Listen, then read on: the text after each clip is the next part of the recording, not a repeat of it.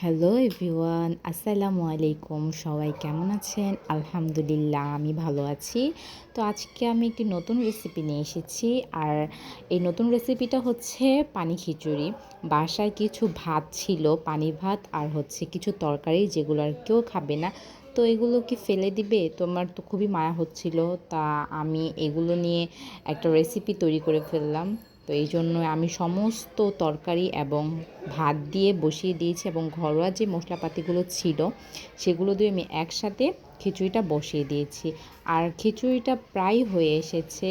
খিচুড়িতে বাগার দিলে এটা কমপ্লিট হয়ে যাবে। আমি মূলত খিচুড়িটা এভাবেই রান্না করি। অনেকে আবার খিচুড়িটা একসাথে তেল পেঁয়াজ রসুন দিয়ে একবারে রান্না করে, কিন্তু আমি এটাকে আলাদাভাবে বাগার দিই তেল দিয়ে। কারণ আমার মনে হয় এভাবে আমার খুবই ভালো লাগে। এজন্য আমি মরিচ আর পেঁয়াজ রসুন একসাথে নিয়ে তেলের মধ্যে দিয়ে তারপর এটাকে আমি বাগার দিয়ে খিচুড়ির মধ্যে দিয়ে দিয়েছি। তো খিচুড়িটা দেখতে খুবই আমি লাগছে। খিচুড়িটা সত্যিই খুব সেদিন মজা হয়েছিল।